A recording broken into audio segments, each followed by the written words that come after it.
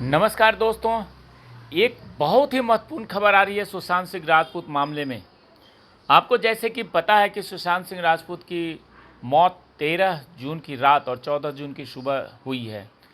उसके बाद से लगातार बातें होने लगी और लगातार फाइनली क्या हुआ कि सीबीआई जांच आई और उसमें डॉक्टर सुधीर गुप्ता जो कि एम्स से थे, उनकी रिपोर्ट्स लगाई गई और उस रिपोर्ट्स में ये बात कही गई है कि सुशांत सिंह राजपूत ने आत्महत्या किया है।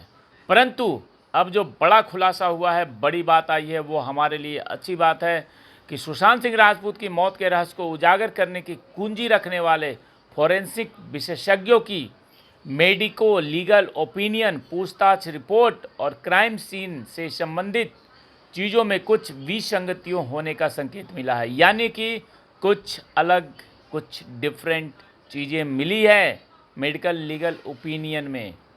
और अपराध स्थल या क्राइम सीन का गहन परीक्षण, जिसमें सुशांत का बेडरूम और डुप्लिकेस फ्लैट शामिल है, जहां सुशांत ने कहा जाता है कि कथित रूप से आत्महत्या की थी और एम्स के फोरेंसिक विशेषज्ञों द्वारा कारण का पता लगाने के लिए शव परीक्षण आयोजित किया गया था।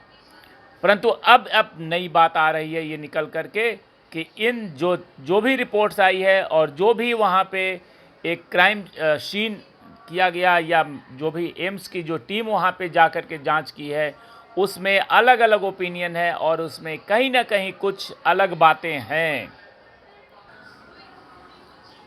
जो एक्सपर्ट टीम है उनका ये कहना है कि यदि एक जांच रिपोर्ट जो उन परिस्थितियों के बारे में महत्वपूर्ण विवरण देती है तो यह एक महत्वपूर्ण खोज हो सकती है। हालांकि जैसे कि मामला अदालत में विचाराधीन है, विशिष्ट फॉरेंसिक निष्कर्षों को साझा नहीं किया जा सकता है, ये उनका कहना है।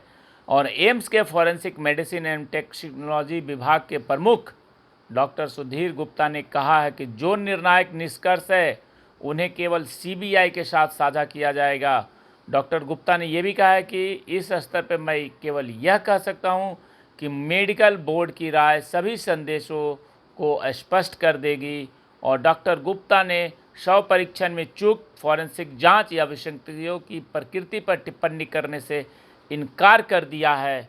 यानी कि अब ये दूसरी जो बात निकल कर के सामने आई है वो ये कह रहा है कि जो जांच हुआ है, जो फॉरेंसिक रिपोर्ट हुआ है, जो उस सब में कुछ न कुछ खामियां है और कुछ ऐसी बातें हैं जो कि शक और संदेह पैदा करता है। दूसरी तरफ डॉक्टर सुधीर गुप्ता का ये कहना है कि मुझे कुछ भी कहना होगा तो मैं कोर्ट में कहूँगा, मैं सीबीआई को रिपोर्ट दूंगा, क्योंकि मामला कोर्ट में विचाराधीन है। तो अब ये चीज़ें फिर से एक बार निकल कर के सामने आई है।